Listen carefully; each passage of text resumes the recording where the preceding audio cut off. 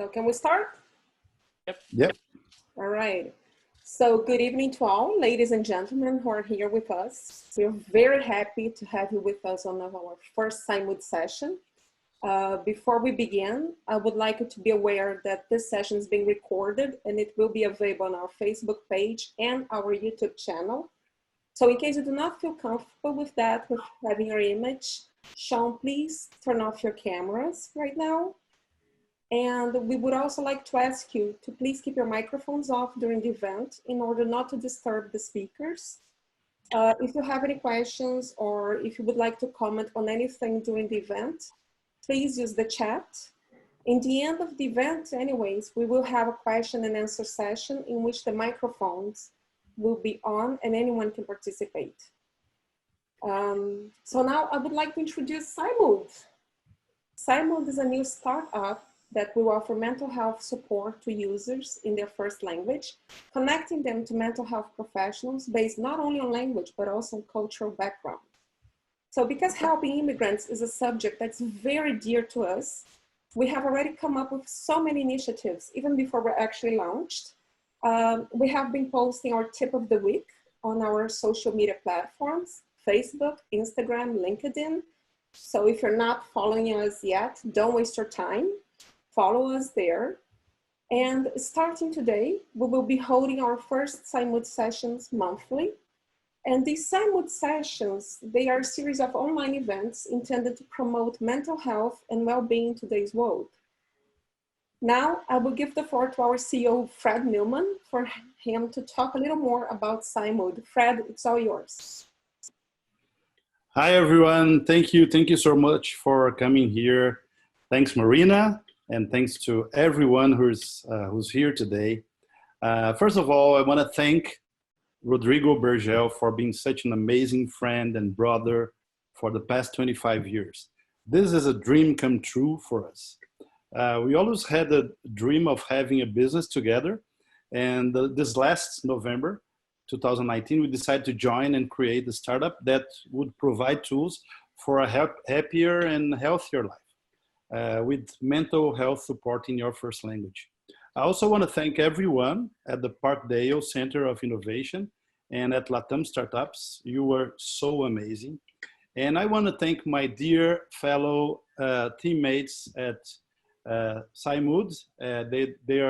We are a team of 7 members now, and I want to thank you so much. You worked so hard to make it come true. Right now, we would like to begin by acknowledging that the land on which the speakers are located, Rosa is located at the traditional territory of the Haudenosaunee and Anishinaabe. This territory is covered by the Upper Canada Treaties, is within the lands protected by the Dish with One Spoon, One Plume agreement. And Marina is located at the traditional and unceded territory of the Kanien'kehá:ka Mohawk in Montreal, a place which has long served as a site of meeting and exchange amongst nations. I also want to acknowledge that PsyMood's office is located in Adobigok, which means place of the elders in the Ojibwe language.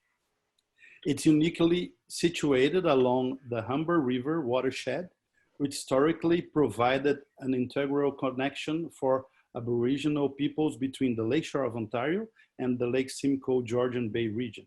This area falls within the traditional territory of the Wendat, Anishinaabe, and Haudenosaunee peoples. Right now, I want to pass it on to Rodrigo Bergel, my dear co-founder and friend at PsyMood. Hello, guys. Yeah, it's a very special occasion for us, and we are very glad to be launching this event. It's our pre-launch, our official pre-launch, and regarding my background, I have been a copywriter for 18 years, working in integrated advertising agencies in Brazil and Canada, where I have worked for global clients. And my passion for solving problems with storytelling has guided my professional and education journey. And now I'm completing a master in media production here in Toronto at Ryerson. And professionally, I want to use my experience and creativity to help people by putting the well-being first. Well, I'm familiar with therapy because my father is a psychiatrist, and I have already been in therapy myself. This helped me a lot dealing with my problems with stress, anxiety and depression. And the last time was when I got here, and in Toronto. It was adapting to my reality here.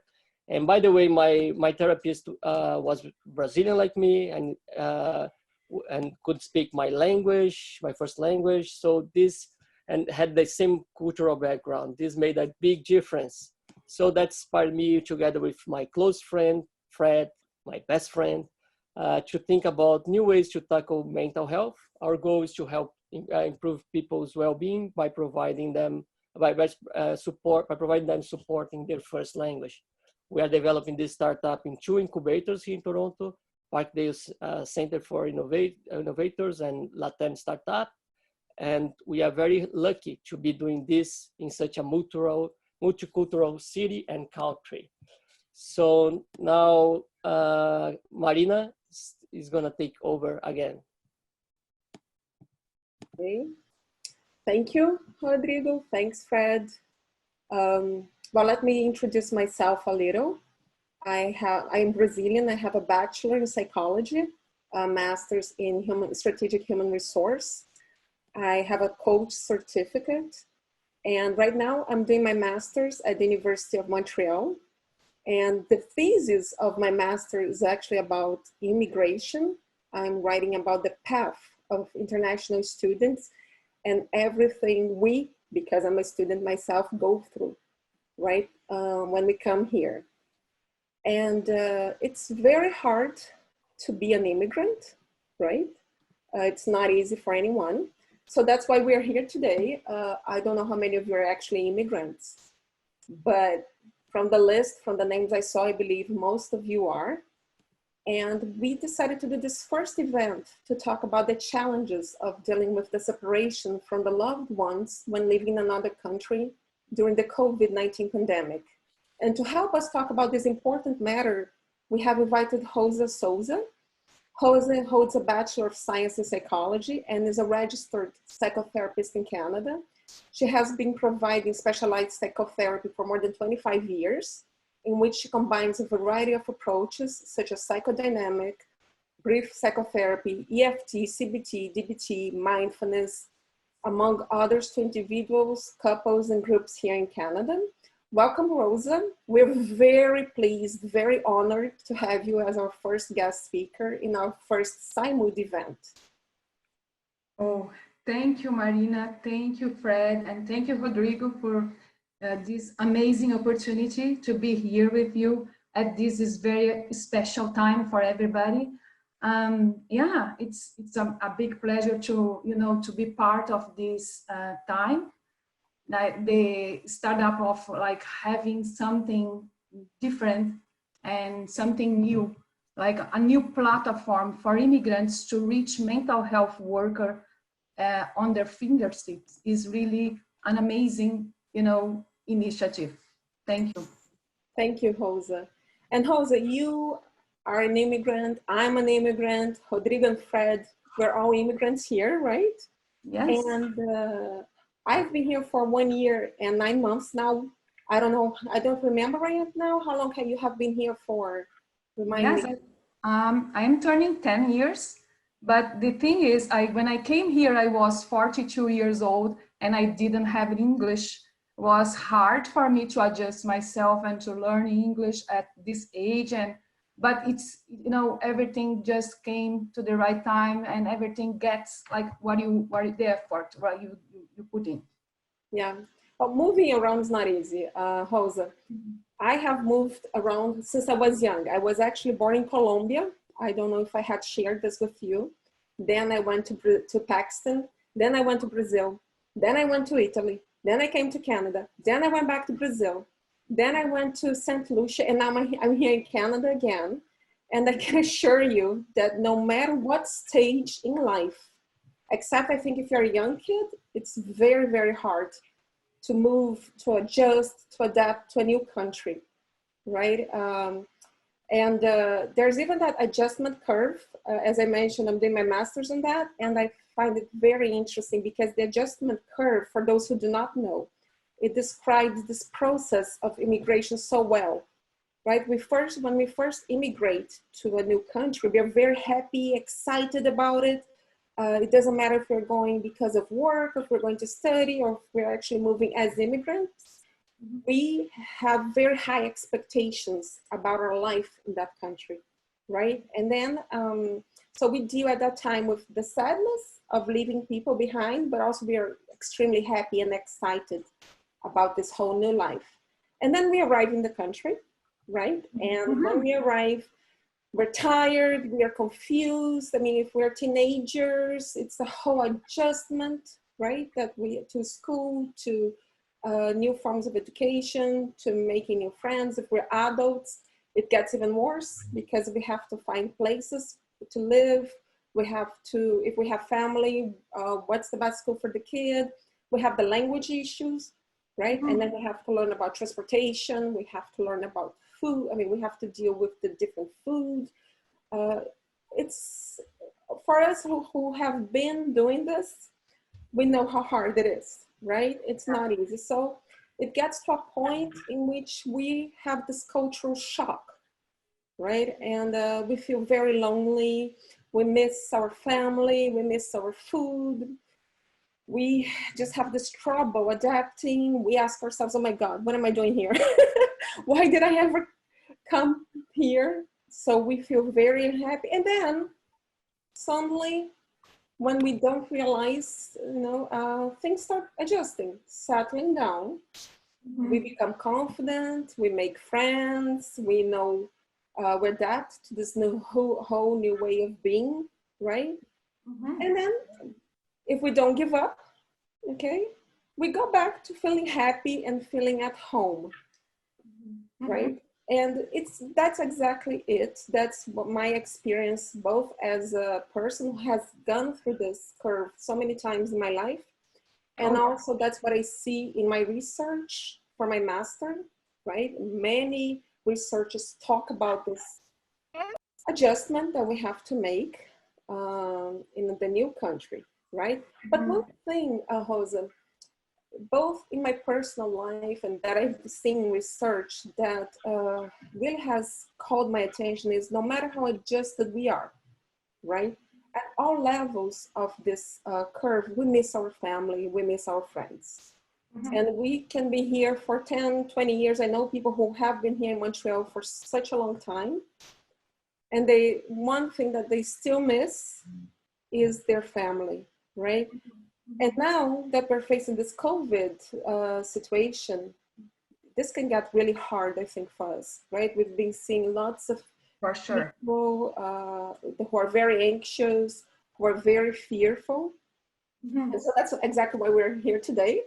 And that's why we have you here, because we would love to hear what you have to share with us as a psychotherapist, as an immigrant on this matter, and how we can better handle the situation. Yeah, I think like to start, it's good to have a good reflection about ourselves, how this COVID pandemic is affecting us, and our life. Because like we need to make a space for us to realize like how we are adjusting ourselves in at this moment. Because what happened is, usually we need to know better ourselves and how we are changing with this pandemic to connect with somebody else. I need to connect first, tune in to my emotions, tune in to my feelings, and observe and see, if I am anxious because all this change, if I am stressed out, if I am negative, and if I am paralyzing fear, and sometimes curious about the novelty. And, we need to observe what's happening inside of us first. and we need to make some space for it. And of course, if you do that, you can better connect with yourself, and this way you can also connect better with others, right? And Rosa, in terms of our feeling, right? As you said, we have different feelings.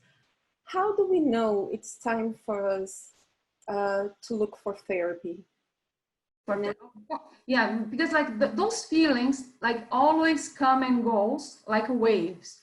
And sometimes we can, you know, have some different approaches to like, I think the best way to observe first, and after to kind of see what can I do to deal with this, you know, these feelings.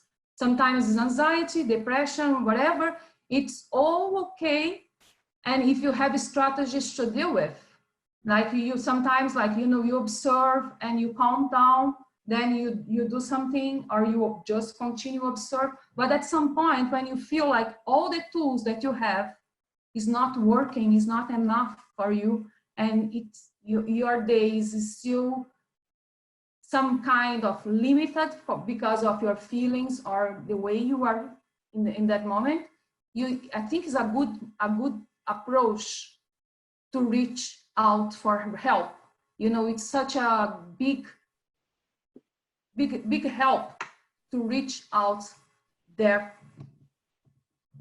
Okay, and Rosa, in terms of therapy, as a therapist yourself, how important it is and what difference does it actually make to have therapy in our own language with people who have our own cultural background? Does it make a difference? What do you think? I think when you feel more comfortable, like if you are speaking in your own language and you feel like it's easy to tune into your feelings, and if you have like easier connection with the therapy, is of course is the best approach for you.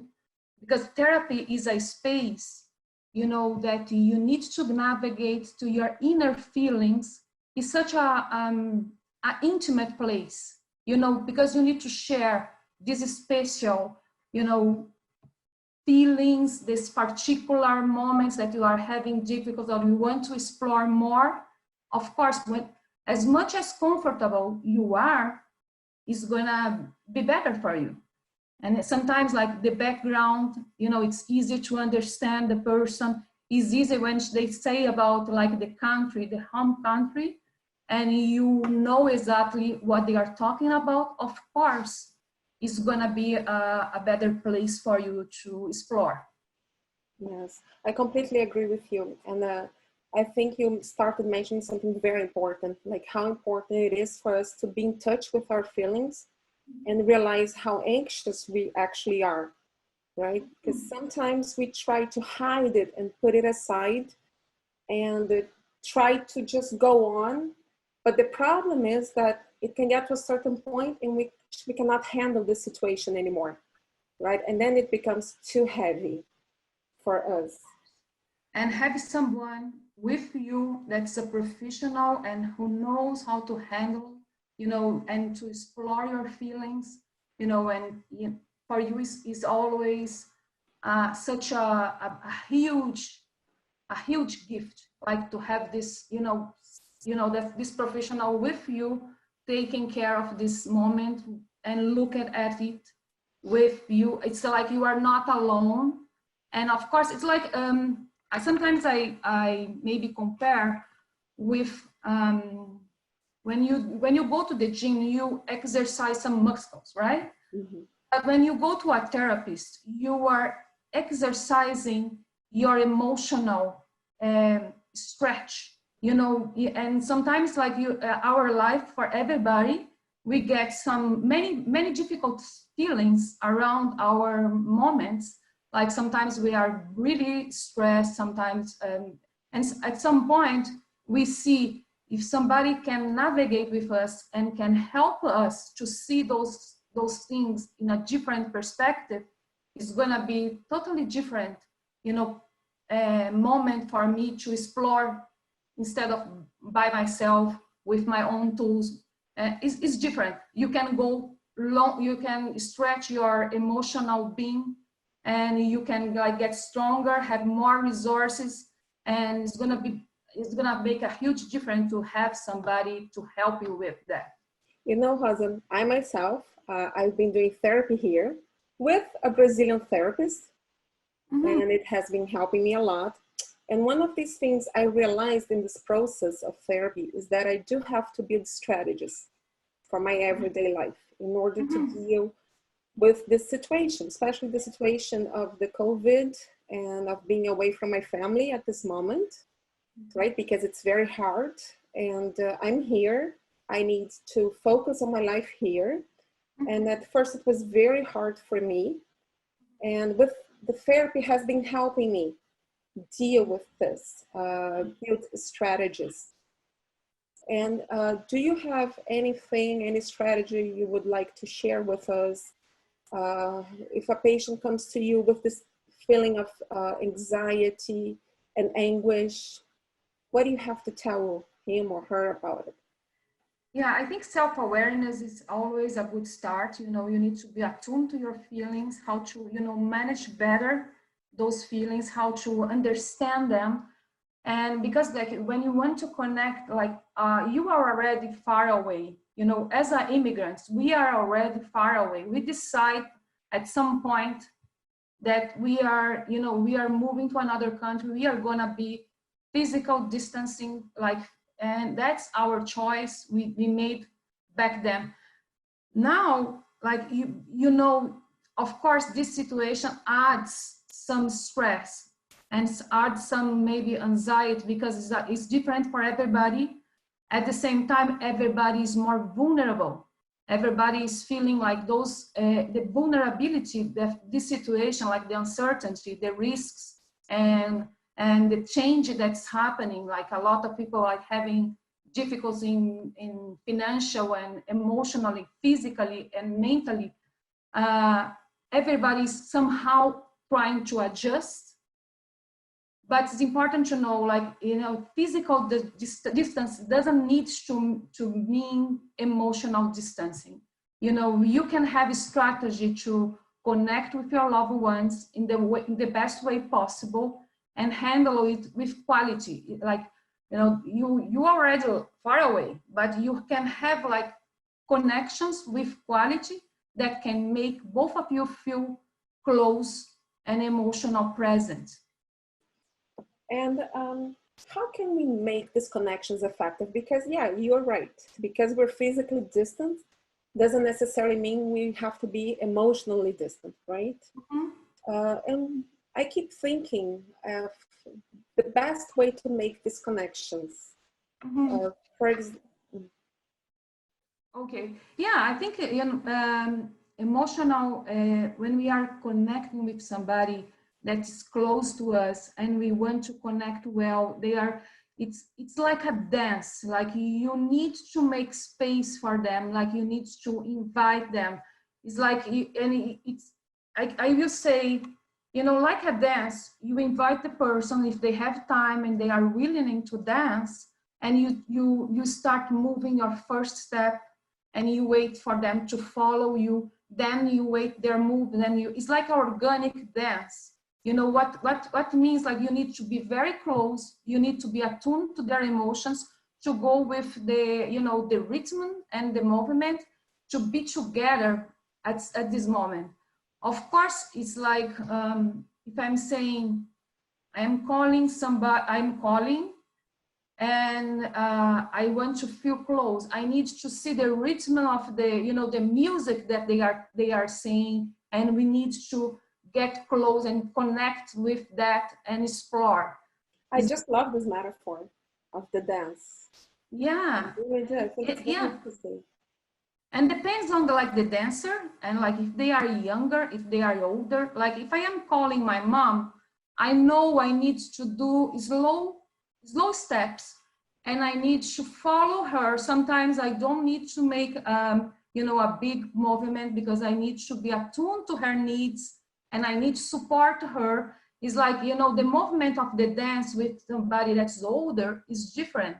We need to be attuned in a different space and a different pace, and we need to support, we need to help, and it's a different kind of dance. When you are talking with somebody younger, it's, you know, depends on, like, of course they are more quicker, they do more movements, they take more risks, and you know, the dance gets different rhythm, and you need to, what's important you know, in each connection, what's important is both of the people needs to feel seen, heard, and safe. It's like when you go for a dance in the dance floor, you know, you need to see the person, you need to hear, to see the steps, and feel safe in the dance floor. The same thing when we are connecting with your love, or you are a person that's really close to you and you care about.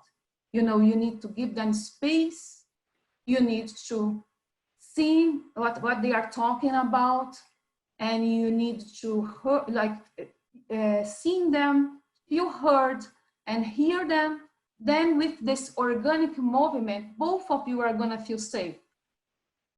You know what this reminds me of? I was listening to you. The image that came to my mind right away was, you are from the time we used to slow dance, right? Mm-hmm. And sometimes we were asked to slow dance. I don't know if that ever happened to you, but sometimes I was asked to slow dance and I did not want to slow dance. Yeah. Right? And then depending on the person who I was slowing dance with, I would allow it to be closer or to be more distant, right? I would always take care of the hands. And, you know, but it always depended. So on the kind of relation I had with that person and on my mood. So I think this effective connection, from what you're telling me, it has to do a lot of also with respect, right? We also respecting ourselves, if we are willing to do that connection at that moment, or if the person on the other side is also willing to do the connection, how close we can get, how intimate we can get in this connection. That was the image that came to my mind immediately. Yes, totally. That's why I love so much like the metaphor of the dance, because it's like a good conversation. You know, I think it's a great metaphor because you need to follow, you need to just to understand and to, you know, give space to explore. And of course, sometimes you are gonna step on their foot. Of course, sometimes you are gonna, like, you know, get disconnected, because it's not like, sometimes, you know, you have some music that you don't like it. Like if the person brings that topic that you don't like it, of course, it's very difficult. You know, it's different, and you feel like kind of like, I don't want to dance. I don't want to, you know, follow this theme, like, and that's why we need to explore. Sometimes, like when I call somebody and they start talking about something that really is, for me, is kind of distress, you know, I need to get briefly to that topic and move slowly to something else that can make us more connected, because otherwise it's hard. And we need to understand, sometimes, of course, it's okay to have some little shot, a little hot shot, because but you know your dancer, you know your partner, you know your loved ones, and sometimes you need to understand how they are moving and how is the, you know, the best way to get, you know, to get your message across. You know? And you know what, Rosa, I'm thinking here not only about the other person, but as I said right in the beginning, I think we have to be very aware of ourselves. Of course. Really, because we are right in the situation of being in another country, having to deal with all these things we have to deal in our everyday life, because we are not, in the end, we're not in our country, and that does make a big difference, right? So I believe it's very important before anything for us to take a good look at ourselves and say, am I ready for this?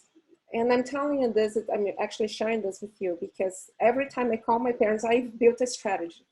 I only call my parents or my family when I have already finished doing everything I have to do in my day. Of course. You know, that's the end of the day. I've done everything. And why do I do that? Because sometimes I miss them so much, you know, and sometimes I hear things that make me sad. It depends, right? Sometimes I see a video of my nephew, my niece, and all I want is just to catch the first plane and go back. So if that happens in my life, if I, by any chance, I talk to them before I do things, I will probably get very distracted, during my day. So I've built this strategy and, you know, okay, now I'm okay to talk to them, right? And on the days that I'm not feeling well, I simply don't call. Days I'm busy, I message them and I say, I love you. I hope everybody's well, but I'm not gonna call you today because I'm busy, I have things to do.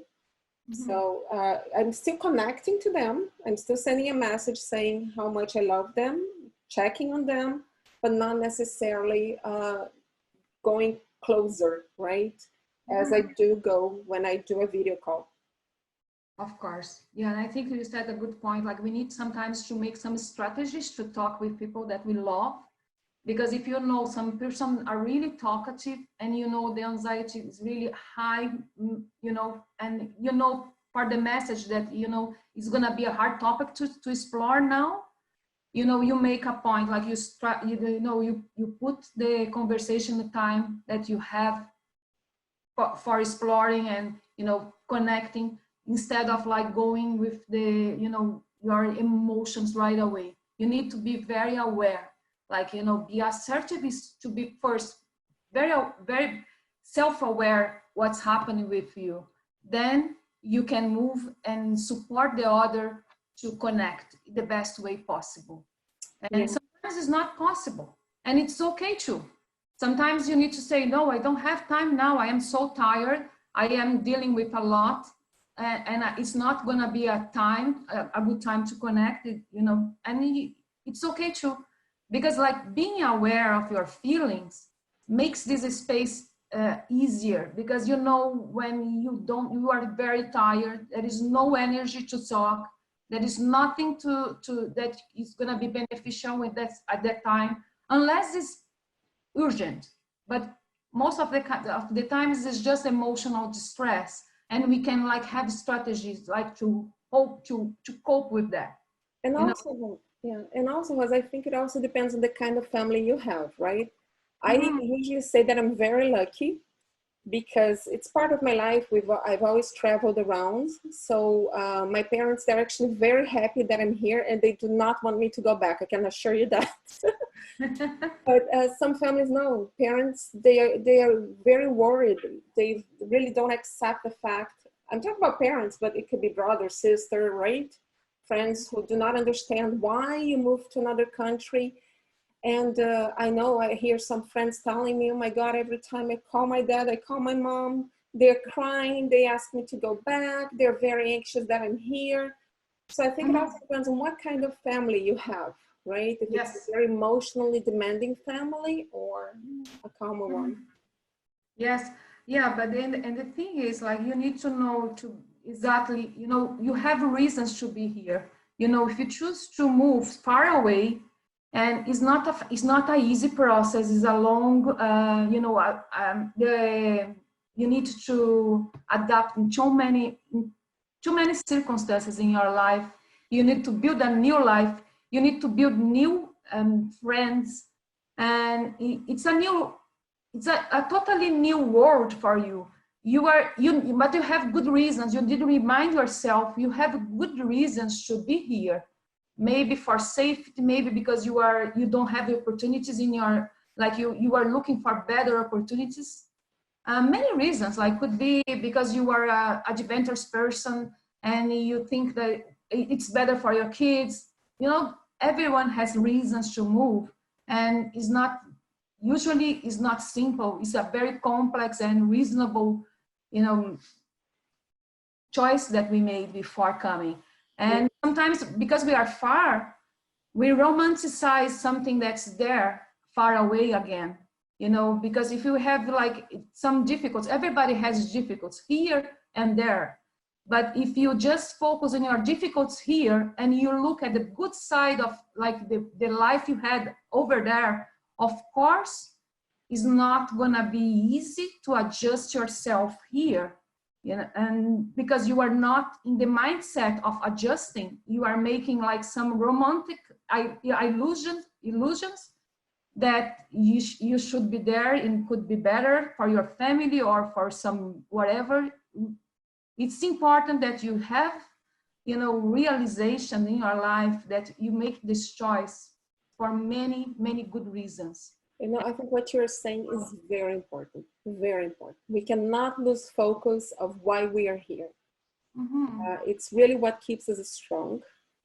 Even I, for example, right now, I can share this. I have no problem sharing this. I'm here by myself. My husband is in Brazil, and he has been there since November. And there's a reason why we are doing this, right? Which is exactly to give a better future to our kids, to improve. So every time this sad feeling comes up, you know, that's what I keep focusing on. The importance of why we're doing this, why we're here, what's the goal of being here. And what you said also about romanticizing, I think many of us, once we leave, right, we forget about all the problems we had there. You know, suddenly everything's beautiful, life was beautiful then, so why did we come? If we're so happy, why did we come here, right? And this happened to me both times. When I went back, I just realized, you know, it doesn't make any difference if I'm in Canada or if I'm here in my country. I'm not going to solve anybody's life. Yes. You know? Things will just keep being the same. And so I'm happy the way it is. Yeah, and it's such a difficult for people, like sometimes like when they have some difficult here, like they just shift, you know, their mood because they are feeling like they will not have those moments over there, but they know they will, because like our emotions comes and goes in waves. Doesn't matter where you are. It's important for you to manage them, to understand them, to make this place and, you know, and explore. And it's okay to feel. It's totally okay to feel anxious. It's totally okay to feel depressed. It's totally okay to have doubts. Everybody, you know, have going to this, like to this, you know, mood swings. Sometimes, of course, in times of COVID, things get very intense because it's a lot going on and we are in the lockdown situation, like everything gets more intense. You know, a lot of people, like we have so many distractions. We go out and we have the routines and, you know, suddenly everything change. Everybody is somehow at home. And of course, you observe and you see yourself having more difficulties with your feelings because you never were so close, you know, you so close to your feelings. Now you are so close that you can observe how intense they can come. And you see people going through a lot now. And we know that it's for everybody, it's not just for us. Yeah, you know, like Eduardo, he wrote on the messenger here, one thing, he says, when you are in the other side of the world, and you like only to feel a little hug from your parents and it's not possible, it feels like you have nothing, right? And even if you have like the internet apps, like Facebook, Instagram, and all these apps that we have now, imagine if it were before when we didn't even have all these things, all this technology available to us, right? Still, we feel very lonely sometimes. So he's asking us, what can we do to handle this? What do you suggest? Yeah, I think, you know, loneliness is a process. Like if you are attuned to yourself and you can, you know, build a good relationship with yourself, you are stronger, even lonely. You know, you can, you know, kind of, you can face this moment that nobody's here with me, but with more ease, because you already is giving yourself the permission and you give yourself this beautiful maybe presence that you want from, because usually we have in our mind that only the mom or the person who loves us unconditionally can give to us. But if we will be served, we can give to ourselves. Somehow we can be so attuned to our feelings that we feel we are with like something bigger than us, because everybody has this beautiful internal space that we can feel totally connected and understood. And one thing, like, you know, sometimes like if you are attuned to your emotions, even when you talk with your mom and you are attuned to her emotions, her words, you can feel like her words can hug you. You know, her silence can say a lot to you because you are together. You know, and sometimes like the laugh, you can feel it, her energy. It depends how attuned you are to the situation. Like, you know, if you are giving yourself this beautiful space that you are more attuned to you, it's easy to get attuned. Even it's not physical, you can have, you can experience much more with the present. Sometimes like you are physical presence and you are not feeling nothing. You are not feeling the person because you are not attuned to yourself. You are in a such of, you know, distress or a such of like difficult time to handle your own stuff that you cannot attune to anybody. It all depends. I think we need to look to those experiences with more curiosity. Sometimes it's not just, you know, the presence that can make a huge difference. I think our way to present ourselves can be different, can be inviting to connect, to have a beautiful connection, even far away. Even with this, like, you know, online devices or just voice, you can feel the presence of the other. And sometimes you have somebody beside you and you are not feeling anything because so yeah, what you're saying is that it really depends. It's not about the physical. It's if we feel close to our family, if we feel close to our friends, it's okay. It's okay to acknowledge this feeling that we miss them, that it's very hard on us. Yes, but and I love that. Yeah, and what you are saying is important because sharing the feelings, sharing, I am feeling distress, I'm feeling I miss you, I miss your hug, and they, you know, and there is tears, like you can like share moments of such a vulnerability, such of like, you know, you are moving your feelings towards that person and you can feel it, you know, and you are very together at that time. You know, I think right now you just touched a very important point, in my opinion, which is actually the vulnerability. We do not have to be okay all the time, and we do not have to say that we're okay all the time. Right. Because we have this tendency, right? Some people, they call us, how are you doing? You're crying, your eyes out. I'm okay, I'm fine. Mm-hmm. And that's not actually making a true connection, right? We actually make true connections when we talk about our vulnerability. Yes. We expose our sadness, our unhappiness, but we know it's okay because we are connected, we love each other, and we can go through this, right? Yes, totally. Because you know, our feelings is the only way to truly connect. Of course, when I'm saying, you know, if I don't know the person well and the person asks me, how are you? And of course, I'm gonna go to the plastic answer and the normal social answer. I am okay, and that's fine. Because for that situation, nobody wants to know exactly what you are at, how you are at the moment. But the thing is, when you have close relationships, when you love the person or you truly trust the person, is the best gift.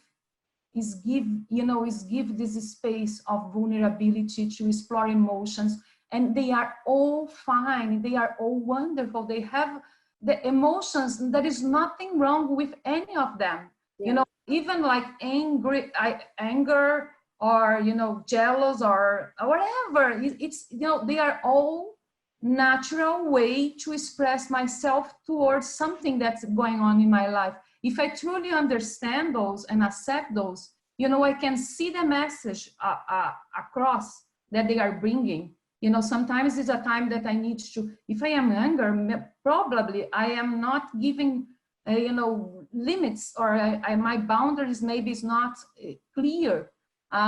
It's, you know, something it needs to be looked at, and we need to give space for it. Yeah, and that's when I really think therapy really helps us. Yeah, and no, therapy is the best way to, you know, to learn how to explore, how to see it, how to connect with those emotions, because like, unfortunately, the social life or the education we had, I had the same, I don't know, it's kind of like you need to go just with the positive, with the, you know, you need to learn and you need to say, and you need to behave, and there is no space for your inner world. You know, there is no space for emotions. There is no space that we need to learn, we need to manage, we need to address, we need to understand, we need to observe. There is nothing like this. Always we need to, it's kind of like, and I understand, because part is civilizations about, we need to repress some things, and it's just focusing something that's more kind of social gathering. But you know, when we have space to explore, we can have more intimacy with ourselves and with our partner, with our family, with our friends, and it's different. It's a different experience. You know, in relation to what you're saying right now, how important it is for us to explore emotions. João, he sent us a question, the message, and I'm going to read it for you. He's asking how to be prepared to probably a bad news that can come from your country. For example, the death of a loved one and the impossibility of being there. You know, how do we deal with this? Excuse me, how to deal with the... Okay, for example, because that's what's happening now. That's what happens. I will rephrase. I think that's a common thing that happens. Mm-hmm. And now even more, which is we're here, and suddenly we received a bad news that someone close to us have died, you know, and we cannot be there. Mm-hmm. So a lot of us, and I know lots of people who have been living with this anticipation, this fear that has been anticipated. Oh my God, what will happen if my parents die, if my brother, my sister, and I cannot be there? How do we deal with this feeling, this fear? Yeah, this is more related with the anxiety to the risks, right? And sometimes like a person is suffering before something happened, you know, and observe, like this is maybe usually it's a pattern, like we have the tendency, some people more than others, to anticipate something that's gonna happen, right? And we suffer 2 times, like, because we are suffering, suffering all the time, because we don't know the time. Nobody knows exactly the time, but we are suffering already.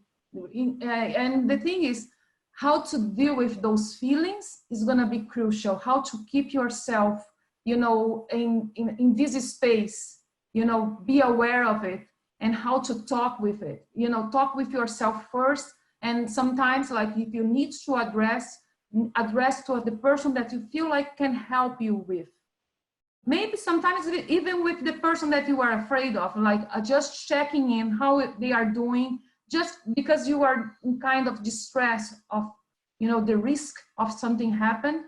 Maybe you can talk to the person and say, okay, I am not worried because, and explore a little bit and see what's the concerns, because usually the person who is having like this tendency of ruminating the anticipation of something happen, and that needs to be looked with care, with self-compassion, because you are already suffering for something that is just maybe a possibility that is not, it maybe it's not gonna happen, but probably is a tendency that the person is having. It's not the first experience. What's happening with the COVID, it's a lot of people are intensifying, you know, some, let's say, some worries that they have already. Yeah, exactly. That's what I was going to say. Yeah, they deal with this. They have this pattern of doing this, like, you know, ruminating and thinking the worst is gonna happen all the time. And at some point, you know, with COVID, it gets more intense, because like if you look to the news and if you look to the things that can maybe, you know, somehow enforce what you are feeling, it's gonna get worse. Yeah. Yeah. I was going to mention this, Rosa. I think when we come here, you know, when we move to another country, we already carry all these fears with us. You know, oh, what about if I'm there and someone dies and all the things I'm going to miss? I think this whole COVID thing is just intensifying things.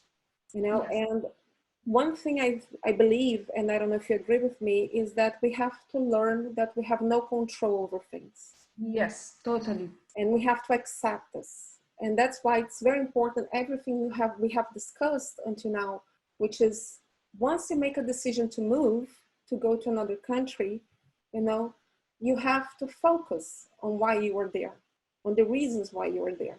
Because yes, we're going to miss out lots of things that will happen, even maybe the death of someone, you know, but we cannot live this. Otherwise, we never disconnect. We don't move to the other country. Yeah. And you said something really that I think the right words is like, we don't have control of the things. Mm-hmm. You know, and of course, everybody knows this, but sometimes we need to make it more clear in the sense that we are, you know, we can manage something. Some things we cannot control, but we can, some other things we can. Like we can look at this anxiety, this, you know, this worry pattern that we have, and we can make different, you know, space for it. Yeah. Can look at, observe it, and, you know, and that part we can control, but not control 100%. I don't think, sometimes because it's a process, but you can make it some shift little by little in the process of understanding, you know, be aware of it, you know, self-compassion, because like you suffer for this, you know, this anticipation of the worst, and this is, and you can maybe accepting that you can shift a little. When you face what you have, when you already face it and you already look at, you can maybe, when you have a room for it, you can feel more comfortable with it. Then you can maybe negotiate a little, you know, oh, I think I'm doing a lot of this, and that's why I am, you know, getting more and more these feelings. Maybe I can explore a little bit. I can shift a little bit. Of course, it's not, I am not saying, you know, you have the control to do everything at, you know, quickly and easily. No, it's okay. And it's okay that's not easy. And it's okay that, you know, you are slowly moving to the direction that you need. And it's totally okay. And you know, Rosa, this is valid for us, but I think it's also valid for the family that stayed behind. For example, Michelle here, she sent us a message saying that when her sister was abroad, from what I understand, her sister has lived in another country. She was always bothered by the fact that when her sister was sad and going through very difficult situations, she didn't know how to help, right? Because there are the two ways. We here who suffer for our family, but our family there who suffer for us, right? Yes. And so she's saying, you know, she's just commenting on how difficult it is to have someone close to you who lives abroad. But I think it's the same, you know, we are here, we have to understand why we're here and focus on why we're here. And for the ones who stay behind, I think it's also the same training, right? In accepting that the other person left, that yes, they will go through trouble because it's part of immigrating, right? Yes. That's what happens to us, but it's okay. And they will get over it. And maybe the support you can listen to someone who's abroad, right? Yes. And I think like I think what you said is really important. Like, you know, sometimes we have the fantasy, if we are very close physically, we could make a difference. But what makes a difference is your emotional presence. When you get more aware of it, when you give this space that it's okay to be far because you have different, you know, skills and you can explore those to feel connect. It's gonna be, you know, and you accept that. Because what happens many times, like you feel guilty because you are not there. And the guilty part blocks you to explore the possibilities of connections. Yes. You know, sometimes when we are in the fear mood, when we are in the guilt mood, it's hard because like it's a kind of like we get smaller, we feel low, we feel without energy, and we don't know how to connect. But if we explore, we expand, and if we understand, you know, we can connect in different ways. Our emotions, we have soft emotions, we have vulnerability, we can open up and explore and ask, you know, what's wrong with what's happening? I want to know more about your sadness. Please let me know. Let me know. I want to understand a little more. That in this way you are exploring, you are connecting, you are helping, you know. And but we don't learn that. The thing is, sometimes we don't learn. We just you know, have some illusion that, you know, needs to be present, physical present, like, because Yes. at some point now I just No, I understand what you're like. We have this. It's as you said. We romanticize in our heads that by being physically present, that's the way we're going to help, and it's not necessarily true. And I think what you said now just answered. I'm not sure her name is Citlali Rios. She mentioned here that a very close friend of her family back in Mexico died of COVID-19, right? Mm-hmm. And that put extra anxiety on them, who are already struggling with the mishandling of the situation by the government and insufficient health services. And she was asking how to support them. I'm not sure how to support the family who just lost a close friend, or how to support the friend. But I think the answer is exactly what you said, you know, by trying to understand, okay, how are you doing? How are you feeling? Giving that space to listen to the other person, I think that's how we can better support. I have a friend 2 days ago, she lost her dad, and she's my best friend. And I called her and she was crying. And I immediately started crying, you know, of course, because I totally connected to her emotion. And that was a point just 2 days ago, and in which I said, why am I here? I wish I could just teletransport myself and be there with her, you know. And of course I couldn't. So I tried to support her by, you know, that's what I did. I just showed her all my vulnerability, how much I loved her and how much I was there for her by being here. And try to support her with more practical things like, okay, what do you have to do? What do you need to do? But I mean, just to exemplify that, sometimes a way of being supportive is showing our vulnerability and say, okay, I understand your pain. I'm here with you. We're struggling. I like the image, like we're rowing, right? Yeah. And we will arrive to a safe place. Yes. But Claudia here is asking, if we feel the older we are, the easier it is to move away from the family, or is it the opposite?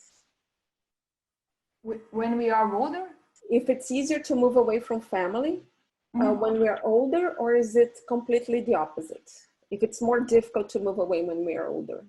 I think it depends on the person, because like there is people that are very connect, like they are very, like, you know, they have the family very, very close physically all the time, and for them this of course is more difficult, because there is I know there's friends here who had like a hard time to adjust themselves here, because they say like, my mom, I go to their home every Sunday, I visit my you know, and they have close friends that they are physical present most of the time.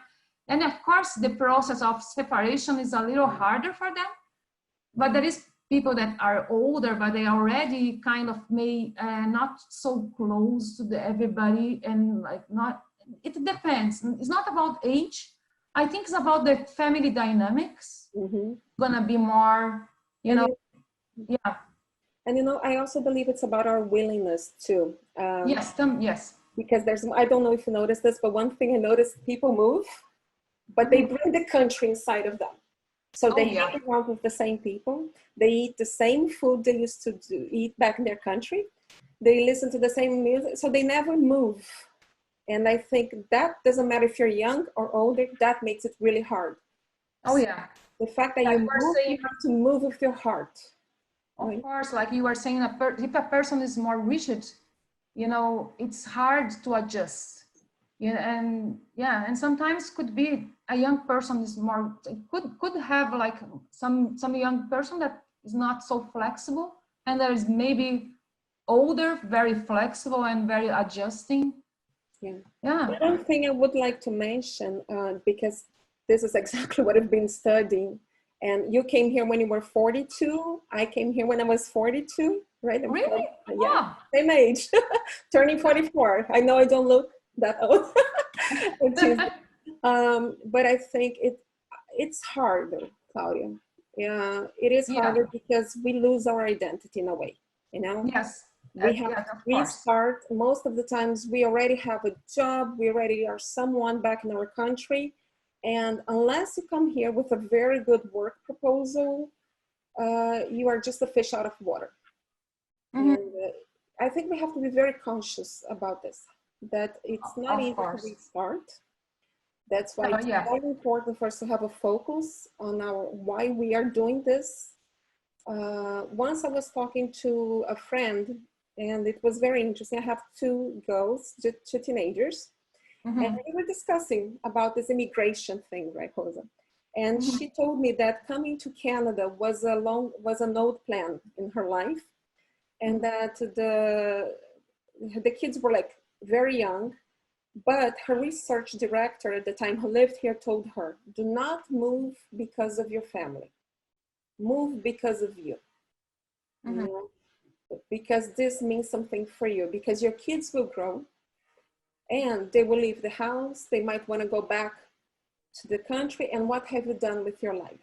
And at that moment, I thought, I wish someone had told me that.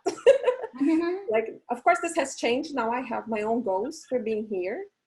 But I think the older you are, and I don't know if you agree with me, it's very important that you know why you are doing that.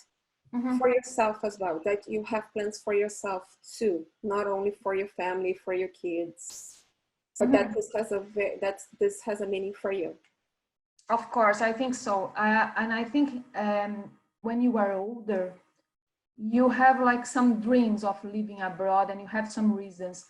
When you are younger, the thing is usually you go with the flow, like you just accept the opportunity and you take. But when you are older, as you said, like we leave a lot of things out there. Like we live, I left a career, I left a stable life and a lot of familiarities. But the thing is, I think the older people come because they are more adventurous and they believe in something else. They want to build something else. They are somehow not satisfied with part of what they have, and they want something else too. But the young people, they are not in the same boat, and it's okay too. You know, they need to adjust. Maybe for them is easier, of course, but they are not. They are now in the position that when they grow, when they can make different choices. They can go to another country because now they have two languages better than like any older person, right? And they have more chances to build whatever they want. And for us, it's different. For us, I think usually people who are older and who immigrate old, kind of old, I don't know, I am not feeling old, but I'm saying after 40, you know, usually you are more adventurous because you make a choice at this point of your life. Yeah, and just going back to Claudia's question, because this really touches me, Claudia, I would also like to add that when you move, before you move, one thing I have found in my research, okay, it's very important for you to study and to plan your move. So to think about if you're going to change your career, what steps you have to take in order to change your career, you know? If the language is very important, to come prepared with basic knowledge of the language, that will help. For example, I live in Montreal. I came here very fluent in English. And, you know, I told you, it's my second time living here. The first time was great. First time was, I mean, it wasn't great. I had some adjustment problems as a teenager. But in terms of language, I already knew English. I went to an English speaking school, right? Now, the second time, I came to do a master's in French. Whoa. Whoa. I can tell you, I cried so many times. Yeah, for sure. Like a baby. So maybe if I had prepared myself better for this, you know, maybe if I had investigated more about my opportunities here, professionally speaking, I'm very happy because I really love the working with immigrants. This is my passion. This is why I'm in PsyMood, actually. But maybe if I had studied and planned, I would have avoided a lot of problems that I had when I arrived here. So this is my suggestion. If you want to move, you're older, do. It's fantastic, but take the step of planning before. Make a goal for yourself.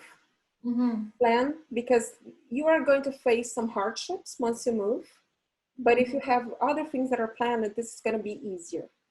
Yeah. Of course, like you were saying about the strategies, if you have more, you know, resources and more strategies to move, of course, it's gonna be easier.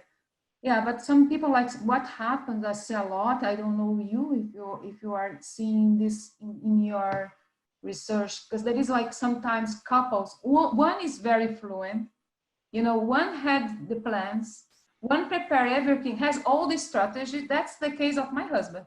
You know, he had the whole strategy, he had the language, he had everything. I was just kind of like curious about his idea and I was supporting him. And somehow I pushed myself to move and to follow him and, you know, build like and go for what I need to be and adjust my life here. Because sometimes it's how it happens. You know, we cannot feel like there is the equal, you know, balance situation between, you know, the couples. Usually one gets more, you know, is more prepared. My husband always worked like abroad.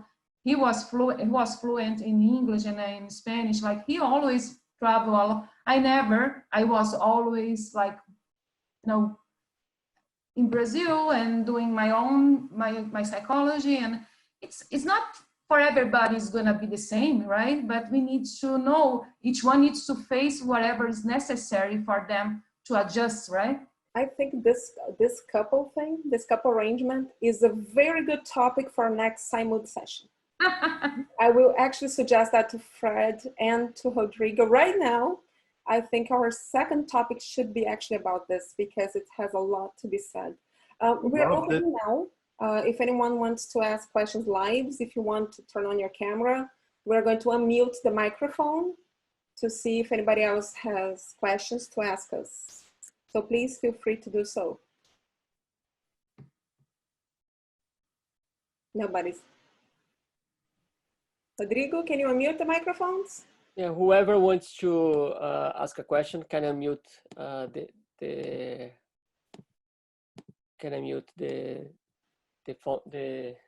font, please. Also, também I want to say thank you for everyone. Muchas gracias a todos. Muito obrigado por todos estarem aqui, né? Merci beaucoup pour tout. So trying to say all the languages that I feel that are here. And thank you so much, Marina and Rosa. I am really impressed and full of great emotions now. I feel that this conversation has enriched each one of us. Thank you so much.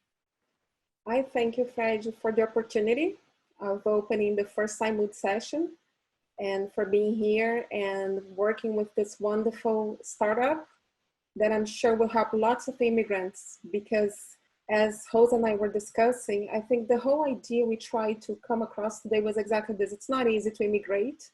It takes a lot of courage. It takes a lot of hardships. We will feel anxious. We will feel depressed. We will have worries about our family and friends who are in another country. That's why also it's very important that we have therapy to support us in our first language, therapy with people who have our backgrounds. Yes. And this is a very beautiful project. So I'm very thankful for the opportunity of working with you. Thank you, Marina. Thank you, Rosa. I have one question for both of you. As you have experience in psychotherapy, how do you think the fact of the first language is also the mother language, is the language that you people learn when they are babies, learning when they are kids, and even though they speak very well and fluent other language, what's the difference of having like a therapy in the mother language in this sense? Rosa, do you want to answer that? Yeah, no, go ahead too. Yeah. Okay, I think like as you said, like when you learn the first language, you have more emotional bond with that language.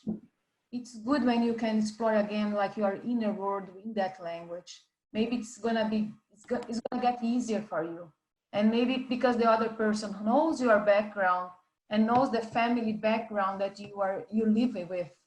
You know, it's easier to understand, you know, stories, and I think somehow it's easier to explore more in therapy with the person who talks your language. Yeah, you know, Rodrigo, I think it's already so hard for people to look for therapy, you know, because there's so many misconceptions about going to therapy, right? So when we look for therapy in our first language, we feel sort of like pampered, you know, like somehow it brings us back to our mom, you know, to that feeling, to that language we used to hear when we were young children, you know, to that voice who would support us. So I think it totally makes a difference when we're doing therapy in our first language. We feel more at ease. Yeah, because you don't need to go like I'm thinking about, you know, people who speak the first language and they come here. You need to make more efforts to say your second language. You know, it's a kind of like you change a little bit your stories when you translate it. Yes. And so, yeah. And also I think the cultural background too. Yes, for sure. That makes a big difference. You know, how can you explain, even the word, someone asked here, how can I explain the word saudade? You know, which in Portuguese means I miss you so much, right? That's what it means, saudade. How can you explain the meaning of that word, the intensity of that word to a therapist who does not understand that? And such a beautiful word as well. Yes, the most beautiful in our language, if I may say. Yeah. Carolyn, she has a question. She asks, is it right to say that you have more empathy with your patient if they speak your first language and have the same background? Like, is it easier? Can I answer that, Rosa? Yes, for sure. Because I'm also a therapist, and I used to have attend patients from different countries, right? Back in Brazil, when I was in Brazil. It's not that we have more empathy. I think we have, as therapists, we have empathy towards any patient that comes to us. Otherwise, it's better for us not to attend, right? But somehow, this is my experience, because I don't know about you. When you're attending a patient whose culture you don't know, it gets a little hard. It gets a little hard. You have to understand the culture to be able to understand that person. For example, I had a Greek patient who had lived her life in Germany, you know, and while I was attending, in order to understand certain things, certain values, I had to understand the whole thing about the Greek family. You know, I didn't even know they had a head of the family, which has a very important role. So once I understood the Greek culture, and I also understood the German background, because she had been raised in Germany, then the therapy flew better. So it's not that we have more empathy, but I think it's easier when we know the cultural background. What do you think, Rosa? I don't know. This is my experience. I think as a therapist, I think the empathy is the same, all totally the same, because we love to explore, we love to connect, we love to open up this space, you know, for you to bring your inner world and as much comfortable possible. I think the empathy is always the same. I think what's different, I see, because I have more clients, clients in English than in my language. What I see is I need to ask a little more and get more curious about it. But the thing is, at the same time, because I need to ask some little questions about what they are trying to say, and that I know it's cultural thing, for them it's so good because they explore a little more, they can look at they can look at better because they are open up the space again to explain. And it's just different kind of like, you are kind of different how to manage the sections. But I think what I experienced is all benefits so much because therapy is such a gift. When you have a therapy that you feel like is attuned to you and is right fit for you, there is no barrier in language, or it's such a kind of, you know, good pair. Like if you are doing the therapy, I don't have problem with it, but I know it's different how to manage it because we need to adjust ourselves. I know it's just that. Yeah, it's how it flows. Sometimes I think it takes a little longer because we have to explore more to understand better so that we can get there. Mm-hmm. There's a question here. From Harry. I missed his name here, but he has 4 kids and one of them needs a regular therapy session. For now, they're doing this in Brazil. Once they come to Canada, he's asking if they should keep the Brazilian professional, or is if it's better to do therapy with the local professional. Again, my belief is this immigrating thing. I don't know how old your kid is, but immigrating to another country is already so hard, you know. And if you're going to keep therapy going, it would be more productive, at least in the beginning, to keep it with a Brazilian professional. Do you agree with me, Rosa? I agree, totally agree, because if he has like a good bonding with his therapist, it's good like continue, because like it's like you don't break, you know, a treatment that is already happening and is good and is helping. I think unless for some reason you are not feeling like that is helping, and you can explore more. But usually if you have somebody that's already a good therapist for him, why it's better to keep it. I totally agree. Like migration is such a distress. You want, if you can, and usually if you have a therapist, that means that he's working. It's better to keep it. It's a comfort, emotional comfort. You know, it's gonna help.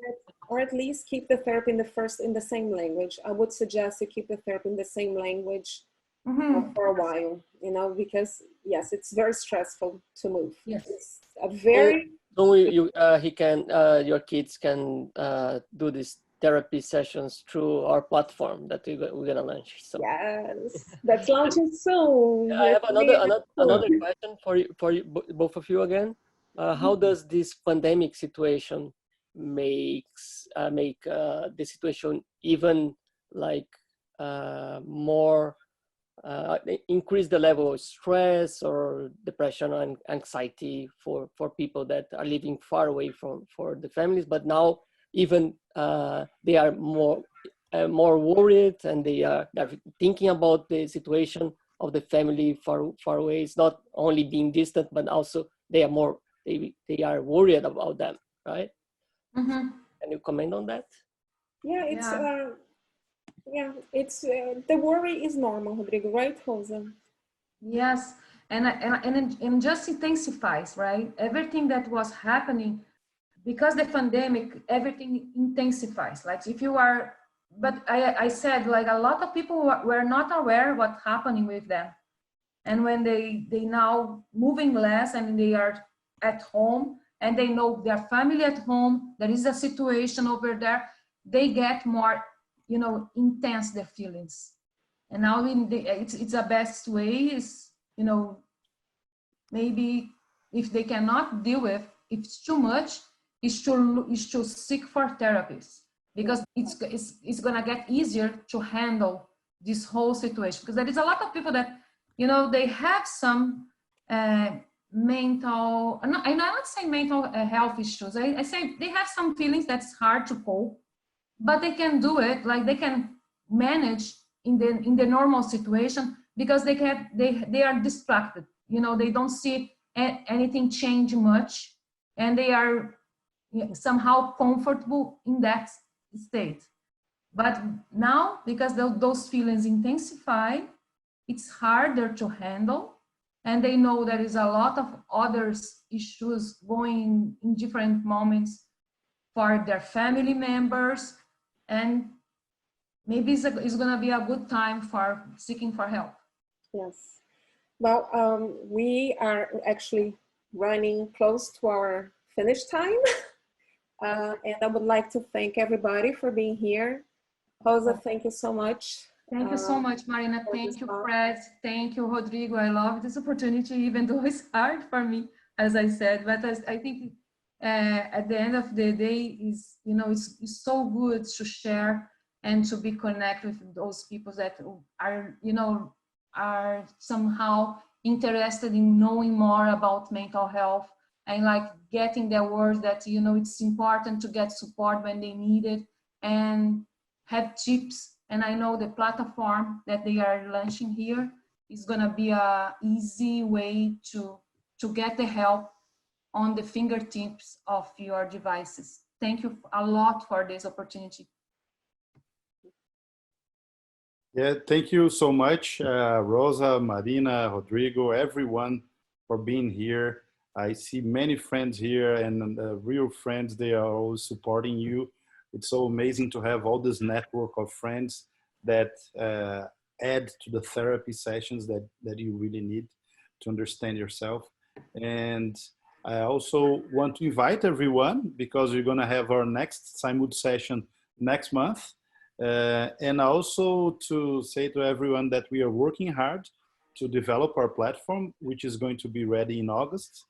And yeah, thank you so much for everyone. Thank you. Thank you, everyone that could attend our session. It's very, we are very happy that all of you are here, and this is very important to us. Thanks, Marina. Thanks, Rosa. Thanks, Fred, and thanks all the attendees. And also thanks, special thanks to our incubators, people from Latam that are here as well. And also our other incubator, Parkdale Center for Innovators. They are helping a lot us to develop the platform. And we hope we will be able to help lots of people soon. And we are already thinking about our next session for next month. Thank you, guys. Thank you again. Have a nice Big evening. shout to Washington. Have a nice evening, everybody. I saw he's here. Take good care. Thanks, guys. See you next time. See you. Stay safe.